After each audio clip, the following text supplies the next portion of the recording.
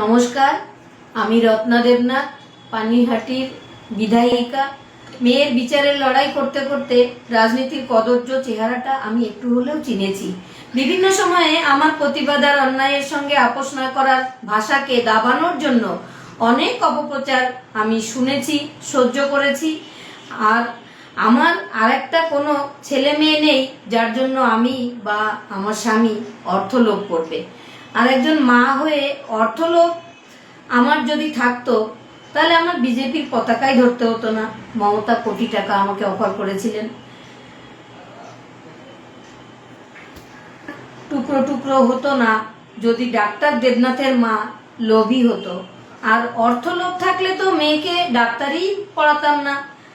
পানিহাটিতে রাজনীতি করে টাকা কামানো তো শিখিয়েই গেছেন নির্মল ঘোষ ওরফে নান্টু ঘোষ।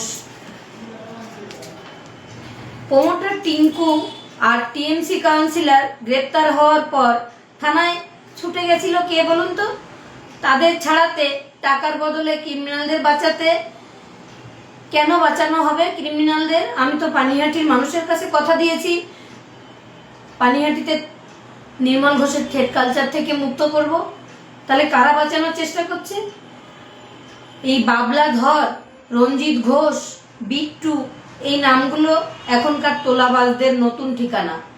বিভিন্ন লোকের মারফত আমার সহকারীদের মেরে ফেলার হুমকি দিয়ে বলা হয় যাতে অবিলম্বে তারা আমায় ছেড়ে চলে যায়। আমি আবারও বলছি, তার সব অপরাধ আমার জানা।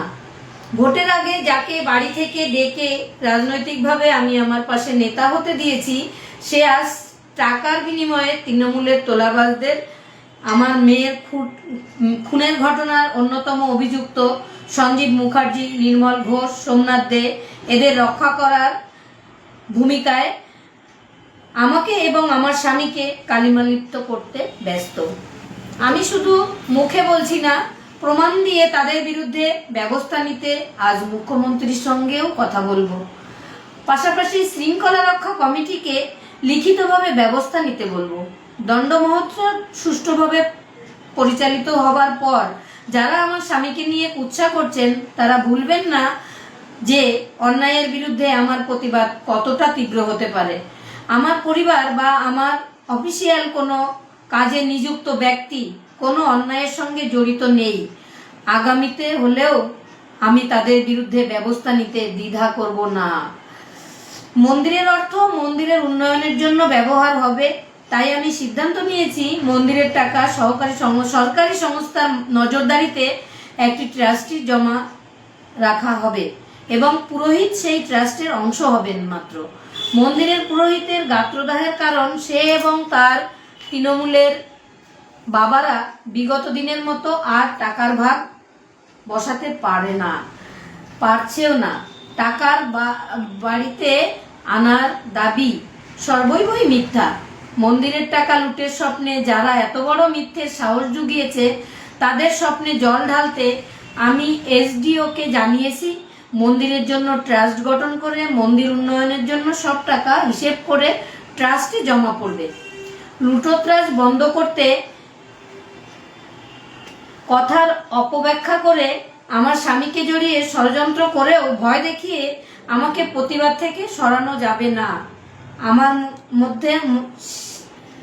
আমার মতো সেও তার মেয়েকে হারিয়েছে। আমি যেমন আমার মেয়েকে হারিয়েছি, আমার স্বামীও মেয়েকে হারিয়েছে। তাই এমন কাজ করতে তারও বাধ্য। এমনকি আমার বিশ্বাসকে অমর্যাদা করে আমার আশেপাশে শুভাকাঙ্ক্ষী সেজে ঘুরে যে বা যারা আমার মেয়ের ঘটনার সিনেমা বানানোর নাম করে টাকা খেয়েছে তাদেরকেও আমি সাবধান করছি। কাকিমা ভালোর ভালো, খারাপের খুব খারাপ, আমার সেই রূপটা না দেখানোই ভালো। আমার অফিসিয়াল টিম বা আমার পরিবারের দিকে কাদা ছোড়া বা থ্রেট করা এগুলো থেকে বিরত না থাকলে বাড়ির ঠিকানা পরিবর্তন হয়ে যাবে। আমি রত্না দেবনাথ অপরাধীদের আবারও সাবধান করছি, পানিহাটিতে তোলাবাজি গুন্ডারাজ আমি হতে দেব না। পানিহাটির মানুষের বিশ্বাসের মর্যাদা রাখা আমার প্রাথমিক দায়িত্ব। তাদের সমস্ত অভিযোগ আমি যেন পূর্ণ করতে পারি, আমি তাদের কাছে দায়বদ্ধ। তাই আমি পানিহাটিতে দ্বিতীয় নির্মল ঘোষ হতে দেব না। আমার সহযোগী এবং পরিবারের রক্ষা আমি করতে জানি। মেয়ে চলে গিয়ে এটা আমায় শিখিয়ে দিয়ে গেছে আপনজন সঠিক হলে কিভাবে রক্ষা করতে হয়। সর্বোপরি বলি, আজকে 1 জুলাই ডক্টর বিধানচন্দ্র রায়ের জন্মদিন, মৃত্যুদিন একই সঙ্গে। তাই সমস্ত ডাক্তারদের আমি প্রণাম জানাই। আর আজকে যদি আমার মেয়ে আমার কাছে থাকতো, তাহলে ও সারাদিন কত আনন্দ করতো, কত কেক কাটতো, কত গিফট পেত। সে আর নেই, তাকে রাখতে দেওয়া হয়নি। সেও দুর্নীতির বিরুদ্ধে প্রতিবাদ করেছিল, তাই তার দুর্নীতির যে লড়াই আমরা বাবা মা হিসাবে সেটাই চালিয়ে নিয়ে যাব যতদিন আমরা বেঁচে থাকবো। তাই অন্যায়ের সঙ্গে কোনো আপোষ আমি কোনো দিন করতে পারবো না। মেয়ের কথা চিন্তা করেই মেয়ে আমাকে হাত ধরে বলে শিখিয়ে দিয়ে গেছে। তাই সমস্ত ডাক্তারদের আমি চেতনা হোক, সেই আরজি করেন, তারাও ডাক্তার যারা আমার মেয়েকে খুন করেছে, তাদেরও চেতনা হোক, যেন আর কোনো মেয়েকে স্বপ্ন পূরণ করতে তার কাজের জায়গায় গিয়ে এইভাবে, বিশেষ করে ডাক্তার যারা ভগবান মনে করে মানুষ, তাদের একটু সুবুদ্ধি হওয়ার প্রয়োজন, তাদের চৈতন্য হওয়া সত্যিই প্রয়োজন। যে অরাজকতা চলছে এখন সমস্ত হসপিটালে, সবাই ভালো থাকবেন, সুস্থ থাকবেন এবং আমার উপর ভরসা রাখবেন। নমস্কার।